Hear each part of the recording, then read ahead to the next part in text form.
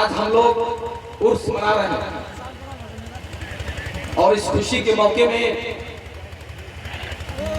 हम लोग उर्स भी मनाएं और इस्लाम कुछ दायित्व हम लोगों के ऊपर देता है कि हमारा एक धार्मिक दायित्व है, कुछ हमारा समाज के लिए भी दायित्व का निर्धारण है और कुछ हमारा अपने हुकूक और अपने अधिकार के लिए भी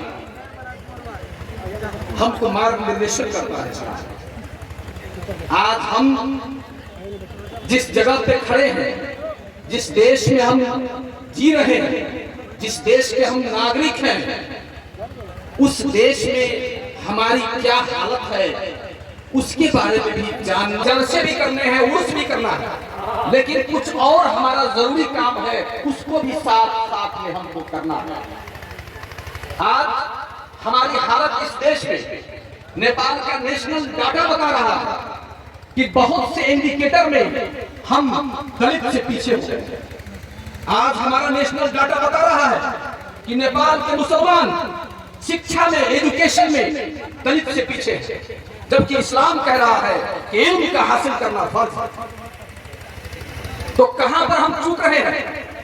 जलसा भी करें, उर्स भी करें, लेकिन जलसों से इनकलाब तब तक नहीं आएगा जब तक इनकलाब लाने के लिए हम लोग मदरसों को दुरुस्त नहीं करेंगे, जब तक हम लोग यूनिवर्सिटी की स्थापना नहीं करेंगे, जब तक हम इस देश के मूल के राष्ट्रीय शिक्षा के आधार से नहीं जुड़ेंगे।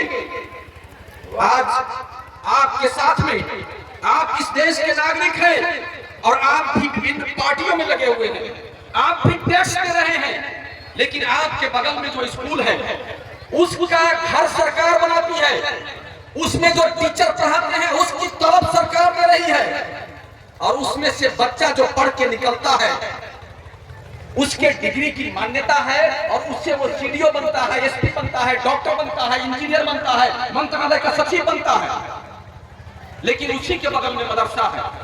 ये मुस्लिम इस देश का नागरिक है लेकिन अनपढ़, उनके डिग्री की कोई मान्यता नहीं है। ऐसा बेइंसाफ हमारे साथ में इस तरह का जुल्म हो रहा है।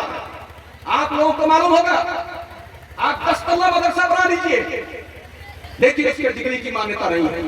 आज हमारे उलमाए करम जो हमारे इमाम हैं, जो हमारे रहबर हैं, आज उनकी छवि हमारे समाज में, उनको रसीद लेकर घूमना पड़ रहा है, उनको 15,000 में अपना घर गुजारा करना पड़ रहा है।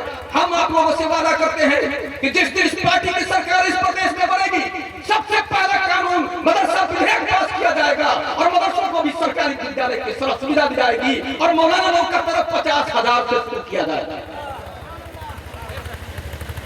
हमारे साथ इतनी बड़ी बेइंसाफी हो रही है। आपने सुना होगा कि रौतहट में एक इज्तिमा हो रहा था और नेपाल सरकार ने उस पर प्रतिबंध लगा दिया। रौतहट जहां इतना बड़ा पॉपुलेशन है, इस देश में सबसे बड़ा पॉपुलेशन, फर्स्ट पॉपुलेशन है मुसलमानों का, लेकिन सरकार ने वहां पर पाबंदी लगा दी जलसे पर।